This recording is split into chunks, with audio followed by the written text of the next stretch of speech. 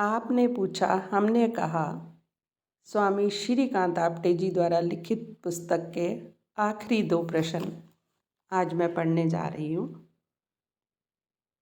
आप तो बचपन से ही परमार्थ के मार्ग पर चले। प्रश्नकर्ता कहते हैं, आमतौर पर तो यही माना जाता है कि परमार्थ बुढ़ापे का कार्य है। तो स्वामी जी उत्तर देते हैं, मैं उन व्यक्तियों को धन्य समझता हूँ जिन्होंने बचपन में या भर जवानी में प्रभु का मार्ग अपनाया। ईश्वर को अगर समर्पण करना है तो आप मुरझाया हुआ फूल नहीं चढ़ाते हो, बासी फूल नहीं देते हो। जब आप में पूरा उत्साह, पूरी ताकत, पूरी बुद्धि हो तभी समर्पण करना चाहिए, नहीं तो जलता घर कृष्ण अर्पण करने से क्या होगा। साधारण गृहस्थ के लिए भी ताजगी और ताकत की आवश्यकता होती है, चाहे उसके रास्ते पर कोई विशेष चढ़ाई नहीं होती। परमात्मा का रास्ता सबसे ऊंची चढ़ाई का रास्ता है। कमज़ोर होने पर कैसे चढ़ा जाएगा। शादी करके बेटे बेटियां, पोते पोतियां, दोते दोतियां, बुढ़ापे में इनकी फौज खड़ी करते हो, खुद जनसंख्या बढ़ाते हो और गालियां सरकार को देते हो। धन्य हैं वे लोग जिन्होंने संतान पैदा ना करके इस दुनिया में दुख, दरिद्रता, युद्ध तथा नरक खड़ा करने में सहयोग नहीं दिया। उन शक्तिशाली ब्रह्मचारियों को मेरा कोटि कोटि प्रणाम। मैंने आंखें खुली रखकर गृहस्थियों को देखा है। गृहस्थी के लिए सत्य पर चलना असंभव है, क्योंकि गृहस्थ कदम कदम पर गुलाम है। गृहस्थी बोते समय फूल जैसी, बढ़ते समय शूल जैसी और काटते समय त्रिशूल जैसी बन जाती है। गृहस्थ तो अपने ही हाथों से अपने ही गालों पर तमाचे मारकर पूछता है, देखो हमारे गालों की लाली कैसी है। माया गृहस्थियों की आंखों में धूल झोंकती है तथा गृहस्थी दुनिया की आंखों में धूल झोंकता है। गृहस्थी में रहकर भी जिन्होंने अपने ब्रह्मचर्य के हीरे का हीरापन संभाल रखा है, उनको मेरा कोटि कोटि प्रणाम। ब्रह्मचारी सबसे अधिक बुद्धिमान होता है, क्योंकि वह दूसरों को लगी ठोकर को देखकर संभल जाता है। किसी को सांप ने काटा, ब्रह्मचारी उस सांप से सावधान रहता है। मेरी नज़र में ब्रह्मचारी सबसे बुद्धिमान है। गृहस्थी दुख सुख के थपेड़ों में जीता है और ब्रह्मचारी आनंद में जीता है। एक सुंदर कहानी है। छत्रपति शिवाजी के गुरु थे स्वामी रामदास।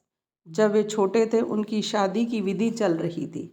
महाराष्ट्र की शादी में कन्या तथा वर के बीच में एक शॉल पकड़ाते हैं। मंगल स्रोत्र बोलते हुए हर स्रोत्र के अंत में 3 बार सावधान सावधान सावधान कहते हैं। उस 9 साल के दूल्हे ने सोचा कि सावधान सावधान का अर्थ है कि शादी कोई खतरे वाली है। वह बच्चा ज्ञानी था, भले ही किसी यूनिवर्सिटी का PhD नहीं था। वह खतरा भांप गया और भाग निकला। वह अखंड ब्रह्मचारी समर्थ स्वामी रामदास बन गया। आखिरी प्रश्न है, स्वामी गांधी जी के संपूर्ण आंदोलन का मुख्य आधार क्या था। तो स्वामी जी उत्तर देते हैं, गांधी जी ने नाम के बल को समझ लिया था। राम नाम उनके जीवन का और उनके कार्य का एक शक्तिशाली आधार था। गांधी जी का राम हिंदू, मुसलमान, ईसाई, छोटे बड़े, तंदुरुस्त, कमज़ोर, वृद्ध, बालक इनका आधार है। इसलिए गांधी जी का आंदोलन बच्चे, बूढ़े, स्त्री, पुरुष, हरिजन, परिजन, सब जातियों के, सब धर्मों के, सब संप्रदायों के लोगों का केंद्र बना। इससे ये सिद्ध होता है, गांधी जी का राम एक सर्वव्यापक तत्व है। गांधी जी के ज़माने में सड़कों पर, गलियों में, गांव में सबके मुख से राम नाम की धुन जितनी व्यापक बन गई थी, उतनी किसी की भी ज़माने में नहीं बनी। सबके मुख से यही निकला, रघुपति राघव राजा राम, पतित पावन सीता राम, ईश्वर अल्लाह तेरे नाम, सबको सन्मति दे भगवान। ये गा गा कर स्वराज्य के आंदोलन में नए प्राण फूंक दिए थे। दांडी के सत्याग्रह का नज़ारा जिसने देखा होगा, वह उन देवों को भी दुर्लभ ऐसे दृश्य को कभी नहीं भूल सकता। बचपन में रंबा नाम की दासी ने इनको राम नाम के बल पर निडर होने की सलाह दी थी। उस समय से गांधी जी के जीवन की राम नाम मुख्य श्रद्धा बन गई। गांधी जी के राम का व्यापक अर्थ ये है कि जो सर्वत्र विराजमान है ऐसा तत्व, यानी ईश्वर, और वही गांधी का राम है। गांधी जी का राम नाम उनके अंतर की गहराई में कितना दूर तक पहुंच गया था, इसकी मिसाल उनके मृत्यु के समय पर मिलती है।